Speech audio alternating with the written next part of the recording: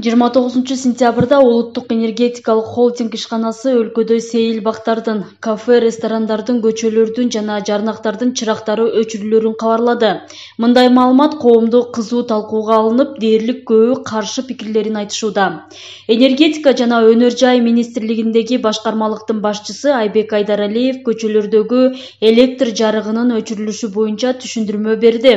Көчөлөрдүн баары капкара болуп калбайт, электр жарыгы толук өчүрүлбөйт.